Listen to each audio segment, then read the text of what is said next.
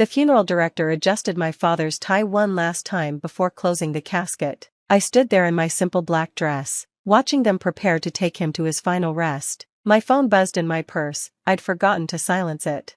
"I've changed your locks. This building is for respectable people only." The text was from Diane Morrison, my neighbor from Unit 4B. Attached was a photo of my apartment door with a shiny new deadbolt installed. My hands shook as I read her follow-up message. "Your loud music, strange visitors, and irregular hours are done. Pack your things from the hallway when you get back. Diane Morrison, Building Committee Chair." I almost laughed at the absurdity. Loud music? I was a classical pianist who practiced with headphones after 6 p.m. Strange visitors? Those were my father's hospice nurses coming to check on me after his death. Irregular hours? I'd been at the hospital and funeral home for 2 weeks straight. "Sophia, we're ready," the funeral director said gently. I slipped my phone back into my purse. My father deserved my full attention today. Diane Morrison could wait. The service was beautiful. My father, Anthony Reeves, had touched many lives as a high school history teacher. Former students, now adults with children of their own, came to pay their respects. They shared stories of how he'd inspired them, helped them through tough times, or simply made them laugh with his terrible history puns. "Your father was so proud of you," his best friend Carl whispered to me. "He talked about you constantly." His daughter, the financial genius who was going to change the world. I squeezed Carl's hand. Dad had been my biggest cheerleader when I left my corporate job to start my own investment firm. He'd even been my first client, trusting me with his modest retirement savings. That initial investment had grown enough to pay for his care during his final illness and still leave a substantial sum. What Carl didn't know, what nobody except my lawyer knew, was that my father had been far wealthier than anyone imagined. His frugal lifestyle and modest teacher's salary had hidden a brilliant investor who'd quietly amassed a fortune through decades of smart decisions. He'd left everything to me, including his crown jewel, the entire Rosegate Commons building where I lived. My phone buzzed again. This time it was building security. "Miss Reeves, there's a situation at your apartment. Mrs. Morrison is insisting we evict you immediately. She says you're trespassing." "I'm at my father's funeral," I said quietly, stepping away from the crowd. "I'll be there in 2 hours." "She's quite insistent." "Ma'am, she's called the police." "Let her. I'll handle it when I arrive." I returned to the graveside service, watching them lower my father into the ground next to my mother. He'd bought these plots 30 years ago, always planning ahead, just like he'd planned ahead when he'd purchased Rosegate Commons through a shell company, maintaining his anonymity while ensuring he always had control over his home. The drive back to the building took 40 minutes. I could see the flashing lights from 2 blocks away. 3 police cars and building security were clustered outside the main entrance. Diane Morrison stood in the center, gesticulating wildly in her designer suit. I parked in my assigned spot, the one Diane had tried to have reassigned to herself 6 months ago, and walked calmly toward the commotion. "There she is," Diane shrieked. "Arrest her, she's trespassing." Officer Bryant, whom I recognized from previous building disputes, looked tired. "Ma'am, we've been through this. She's a legal resident. You can't just change someone's locks. I'm the building committee chair. I have the authority to remove disruptive tenants." "No, you don't," I said quietly. Everyone turned to look at me. Diane's face flushed. "You have some nerve showing up here dressed like that." She gestured at my funeral attire with disgust. "Trying to manipulate everyone with your sob story. Well, it won't work. I know what you really are, a woman who entertains men at all hours, plays that awful music, and brings down our property values." The men were hospice nurses. "The music is Chopin, played through headphones. And as for property values," I pulled out my phone and opened the email from my lawyer. Building Security Chief James approached me with obvious relief. "Miss Reeves, I'm so sorry about this. I tried to explain to Mrs. Morrison that she has no authority to change locks. But it's all right, James. I know you were just doing your job." I turned to Officer Bryant. "I'd like to file charges for breaking and entering, theft, and harassment." Diane laughed shrilly. "You can't file charges against me. I'm the building committee chair. I've lived here for 15 years. You're just some nobody who moved in 2 years ago." "Actually," I said, pulling up the deed transfer on my phone, "as of yesterday, I'm the owner of Rosegate Commons, the entire building." The silence was deafening. That's impossible," Diane stammered. James, the security chief, was the first to understand. His eyes widened as he remembered all the times he'd seen my father visiting. All the conversations we'd had about building maintenance and resident concerns.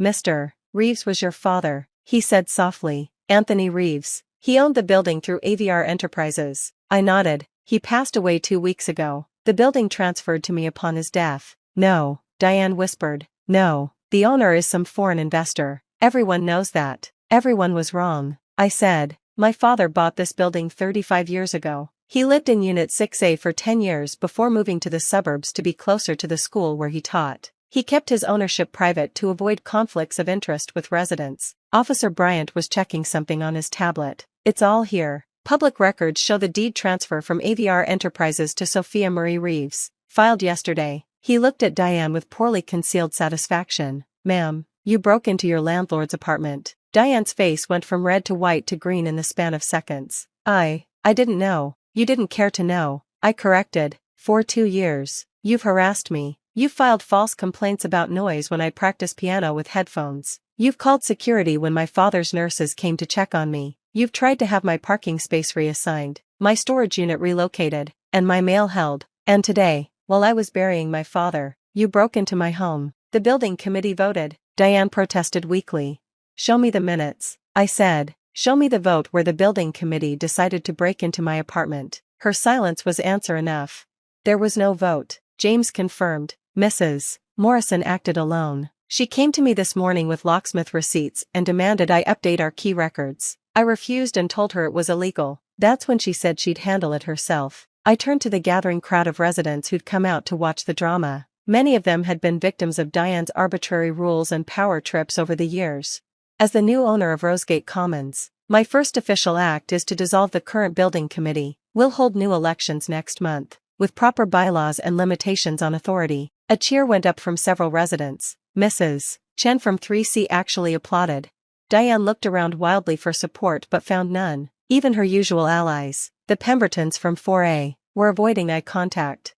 Mrs. Morrison, Officer Bryant said, I need you to return Miss Reeves' keys immediately. I threw them away, Diane admitted. I didn't think she'd need them anymore. Then you'll need to pay for an emergency locksmith to restore her access tonight, the officer said. And you'll need to come with us to the station. You're arresting me? Diane shrieked. But I'm respectable. I'm on the hospital board. My husband is a partner at Morrison, Klein, and Associates. And you're also someone who broke into another person's home, Officer Bryant said, pulling out handcuffs. Turn around, please, as they led Diane away. She kept protesting about respectability and property values and the natural order of things. The other residents dispersed slowly, many stopping to offer condolences about my father and apologies for not standing up to Diane sooner. James stayed behind. Your father would be proud of how you handled that, he said. He always said you had a gift for staying calm under pressure. You knew him well? We played chess every Sunday morning in the lobby for 20 years. He never mentioned owning the building, but he always asked detailed questions about maintenance issues and resident concerns. Now I understand why. James paused. He talked about you constantly, said you were brilliant but too humble for your own good. Guess he was right. I had no idea you were the Sophia Reeves from Reeves Capital Management. I smiled sadly. He insisted I make my own way, not trade on his connections. I didn't even know he owned this building until last week when the lawyer read his will. What are your plans for it? Honor his vision, I said. He believed in community, in people taking care of each other. Diane turned the building committee into her personal kingdom. We're going to fix that. The locksmith arrived within an hour, and I finally entered my apartment. Everything was as I'd left it that morning except for a pile of my belongings that Diane had already removed, stacked haphazardly by the door. My father's photograph, the one I kept on the entry table, had been knocked over and the frame cracked.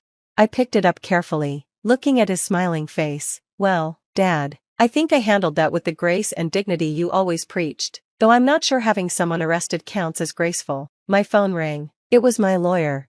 Sophia, I heard about the incident. Building security called me. Are you pressing charges? Yes. She needs to face consequences. Good. I've already fielded 3 calls from her husband's law firm trying to make this go away. They're offering to pay for damages and issue a formal apology. Not good enough, I said. She terrorized residents for years, using her position to bully anyone she deemed unrespectable. It ends now. The next morning, Diane's arrest made the local news. Building committee chair arrested for breaking and entering wasn't the headline she'd probably imagined when she woke up yesterday. Her husband's law firm issued a statement distancing themselves from her actions. But the real vindication came from the other residents. Mrs. Chen from 3C knocked on my door with homemade soup and a story about how Diane had tried to fine her for hanging a traditional Chinese blessing on her door. She said it wasn't in keeping with the building's aesthetic. Mrs. Chen explained, but it was a gift from my grandmother. Tom and Mark from 2F shared how Diane had tried to prevent them from adopting a child, claiming two men raising a baby would disturb the peace. They'd fought her for months before giving up and looking for another place to live. "Please don't make us move," Tom said. "This is our home. Nobody's moving," I assured them. "In fact, if you're still interested in adopting, my father's will included provisions for family-friendly renovations to the building. We're adding a playground and child-proofing the common areas." The stories kept coming. Diane had denied a wheelchair ramp request as unsightly. She'd rejected a therapy dog as disruptive. She'd even tried to evict a young teacher for having students visit for tutoring, claiming it was running a business from home. Each story strengthened my resolve. My father had bought this building to create a community, not a kingdom for petty tyrants. The criminal case moved quickly. Diane's lawyer tried to argue it was a civil matter between landlord and tenant, but the prosecutor, who happened to live in a building with a similar HOA horror story, disagreed.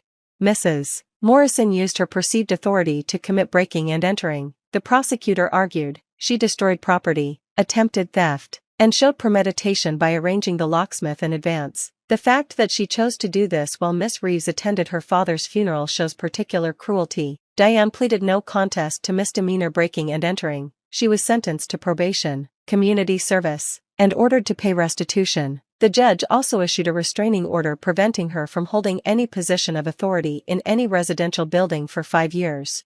But the real consequences came from the civil suit. My lawyer was thorough, documenting years of Diane's discriminatory actions as building committee chair. The hospital board quietly requested her resignation. Her husband's law firm suggested she take an extended sabbatical from their charitable foundation work. The building newsletter, which Diane had controlled with an iron fist, published its first free edition in years. The headline, "New Beginnings at Rosegate Commons." It featured interviews with residents about their hopes for the building's future and a tribute to my father, the secret owner who'd protected them from the shadows. I found evidence of his protection everywhere. Rent increases that Diane had pushed for had been mysteriously rejected by ownership. Renovation requests she'd denied had been quietly approved and funded. Every time she'd tried to evict someone for arbitrary reasons, the management company had found reasons to delay or deny her request. "Your father was a guardian angel," James told me. "Now I understand why he always seemed to know when someone was struggling." 6 months later, Rosegate Commons was transformed. The new building committee, elected fairly, included Mrs. Chen, Tom and Mark, and a rotating seat for newer residents. We'd installed the playground, added the wheelchair ramp, and created a community garden on the roof.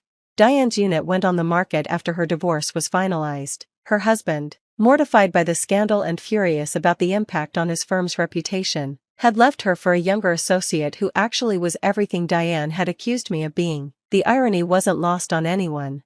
I approved the sale to a young couple. She was a social worker. He was a freelance artist. Exactly the kind of unrespectable people Diane would have hated. They loved the building's new community spirit and immediately joined the gardening club.